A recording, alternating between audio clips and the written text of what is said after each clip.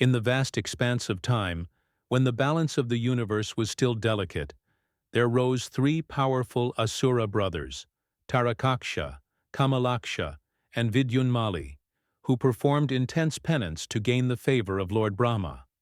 Their devotion was relentless, and Lord Brahma, bound by his promise to reward sincere austerity, granted them a boon.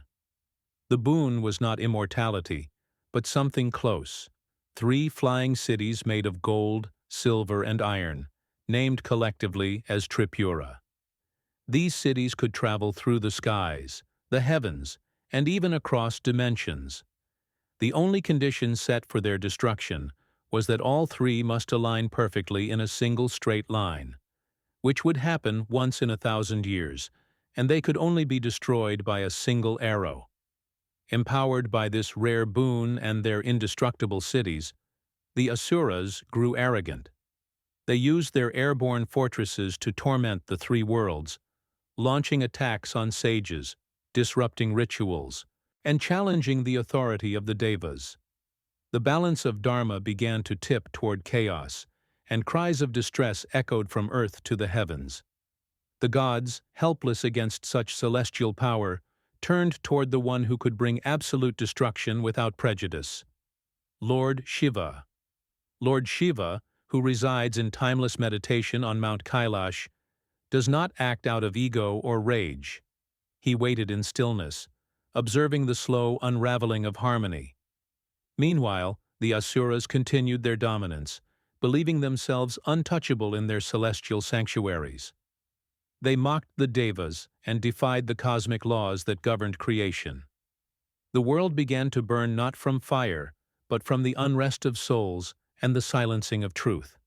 Yet Lord Shiva remained unmoved, his divine eye quietly watching. Time, ever turning, finally brought forth the destined moment. After 1,000 years, the 3 cities, by fate or folly, aligned in a straight line, just as the prophecy had foretold. It was a fleeting instant, barely a breath in the life of the universe, but it was enough. Lord Shiva rose, calling upon the powers of the cosmos. The earth became his chariot, the sun and moon its wheels, and the great Mount Meru was fashioned into a bow.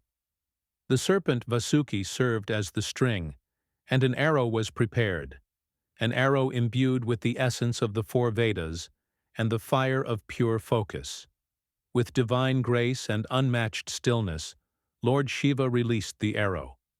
It flew through the 3 cities in one clean stroke, engulfing them in a blaze that was both fire and liberation.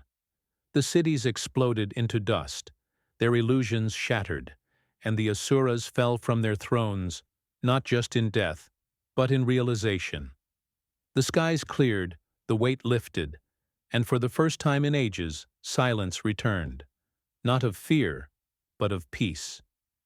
Lord Shiva, having fulfilled his role as destroyer, returned to his meditation, untouched by the glory or praise. The universe once again spun in balance, reminded that destruction in the hands of the divine is not chaos, it is the resetting of harmony. From that moment, Lord Shiva was worshipped as Tripurantaka, the destroyer of the 3 cities, the one who strikes not in anger, but in truth. The story of Tripurantaka lives on as a symbol of perfect timing, divine justice, and the power that lies in patience and purpose. It teaches that even the mightiest of fortresses can crumble when they defy the cosmic order, and that true power acts only when the moment is right. If you enjoyed this story, don't forget to like, share, and subscribe to Mythology Medley. Click the bell icon for more such amazing mythological content.